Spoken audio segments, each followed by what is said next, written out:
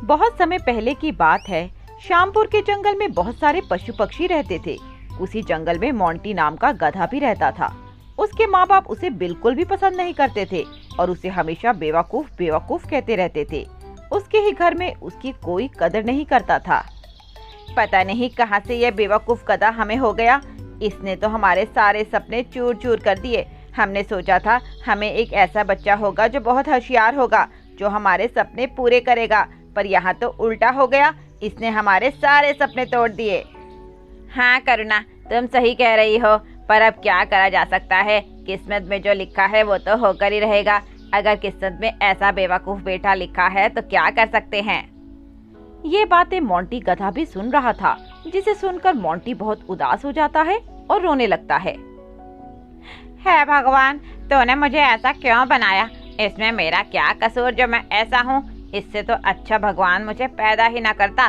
पता नहीं ये लोग मुझे कब समझेंगे। मुझे जैसा हूँ वैसा ही अपना ले। अगर मैं अपने माँ बाप के ऊपर बोझ हूँ तो मैं यहाँ अब एक पल भी नहीं रुकूंगा। मैं ये घर हमेशा हमेशा के लिए छोड़कर चला जाऊंगा। मोंटी गधा ये सोचकर घर छोड़कर चला जाता है। उसे जाते देख उसकी बहन रानो देख लेती है और वह उससे कहती है, भाई आप कहाँ जा रहे हो? मैं भी आपके साथ चलूंगी। नहीं रानो, तुम मेरे साथ नहीं चल सकती। तुम्हें माँ बाप का ख्याल रखना होगा। मैं कुछ दिनों में वापस आ जाऊंगा। नहीं नहीं भाई, आप मुझे पागल नहीं बना सकते। मैं जानती हूँ आप वापस नहीं आओगे। आप ये घर छोड़कर हमेशा हमेशा के लिए जा रहे हो। सच बोलो भाई। हाँ रानो, मैं ये घर छोड़कर जा रहा हूँ। अब तू ही बता, मैं एक ऐसे घर में कैसे रह सकता हूँ जहाँ मेरी कोई इज्जत ही नहीं है, जहाँ मेरे माँ बाप ही मेरी कदर नहीं करते और मुझे हमेशा बेवकूफ बेवकूफ कहते रहते हैं। भाई मैं जानती हूँ कि आपकी इस घर में कोई इज्जत नहीं है।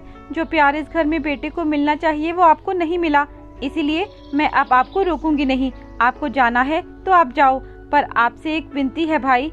बोल बहन, एक तू ही तो है इस घर में जो मुझे समझती है।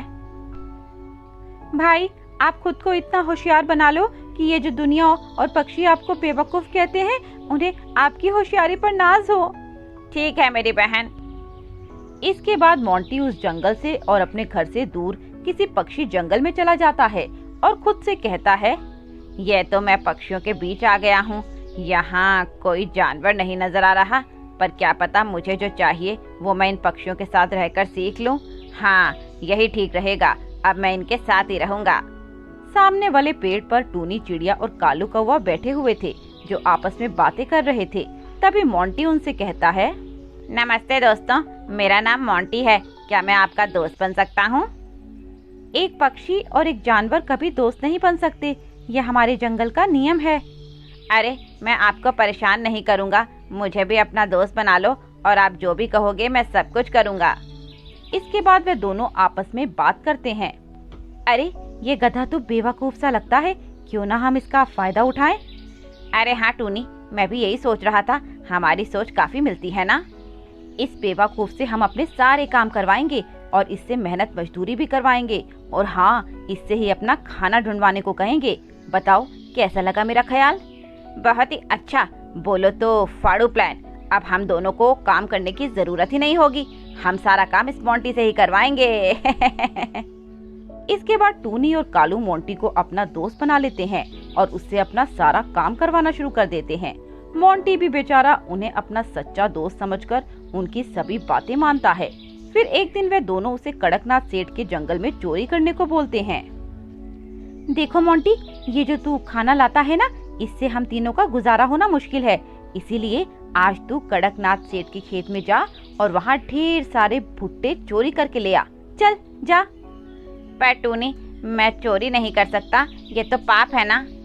अगर तू चोरी नहीं करेगा तो हम तुझसे दोस्ती तोड़ देंगे, और तू जानता है ना, अगर हमने भी तुझसे दोस्ती तोड़ दी तो जंगल का कोई भी दूसरा पक्षी तुझे एक पल भी यहाँ रहने नहीं देगा। इसीलिए अच्छे से सोच ले। मोंटी कुछ देर सोचता है, फिर उसके बाद हाँ बोल देता है। उसके बाद वह कड़कनाथ सेठ के खेत में भुट्टे चोरी करने लगता है। तभी कड़कनाथ सेठ वहाँ आ जाता है और मोंटी को पकड़ लेता है। क्यों रे गधे, तूने अब चोरी करना भी शुरू कर दिया? चल मेरे साथ, मैं तुझे पुलिस हवाले कर देता हूँ। जानता भी है चोरी करने का अंजाम क्या होता है। कड़कनाथ सेठ की बातें सुनकर मोंटी गधा घबरा जाता है और अपना दिमाग लगाने लगता है। अगर मैंने इससे सच बोला तो वह टूनी और कालू मुझसे दोस्ती तोड़ देंगे, और अगर मैंने सच नहीं बोला तो यह सेठ मुझे पुलिस के पास ले जाएगा। हे भगवान, तू ही बता अब मैं क्या करूं। तभी उसके दिमाग की बत्ती जलती है और वह सेठ से कहता है, सेठ, मैं तो एक गुलाम हूँ, एक नौकर। मुझे मेरे मालिक ने जो हुक्म दिया वो मैंने किया। अब आप ही बताओ इसमें मेरा क्या कसूर है। क्या तुम सच कह रहे हो? यह सब तुमने खुद से नहीं किया, किसी ने तुमसे करवाया है? बताओ कौन है वो, बताओ जल्दी। आप मेरे साथ चलिए, मैं आपको सब दिखाता हूँ। इसके बाद मोंटी उसे टूनी और कालू के पास ले जाता है। सेठ को पेड़ के पीछे छुपने को बोल देता है। ये लो, आप दोनों के लिए मैं भुट्टे लेकर आया हूँ। अरे वाह, तू उस कड़कनाथ सेठ के खेत से भुट्टे ले आया? हमें तो लगा था तू आज कहीं बलि का बकरा न बन जाए। वैसे अच्छा बेवकूफ बनाया तूने उस सेठ को, बहुत कूदता है ना। हाँ। आप ही बताओ, यह चोरी करने के लिए आपने मुझे बोला था ना? हाँ हाँ, हमने ही तो बोला था। तुझ में इतना दिमाग है ही नहीं कि तू अच्छा बुरा सोच सके, इसीलिए हमने ही तुझे उस कड़कनाथ सेठ के खेत में भुट्टे चोरी करने को बोला था। मैं तो आपका गुलाम हूँ, जो आप मुझे कहते हैं वो मैं करता हूँ। ये तो एक दास का काम है ना। हाँ हाँ, यही तेरा काम है। तभी कड़कनाथ सेठ सामने आता है, जिसे देखकर टूनी और कालू की सिट्टी पिट्टी गुम हो जाती है। मोंटी, तूने हमारे साथ धोखा किया। मैंने आपके साथ कोई धोखा नहीं किया, मैंने तो बस सच सामने लाया। तू कब से इतना होशियार हो गया? जब से तुम जैसे लालची दोस्तों से पाला पड़ा, मैं होशियार हो गया। इसके बाद कड़कनाथ सेठ टूनी और कालू को पकड़कर चोरी के इल्जाम में जेल डलवा देता है।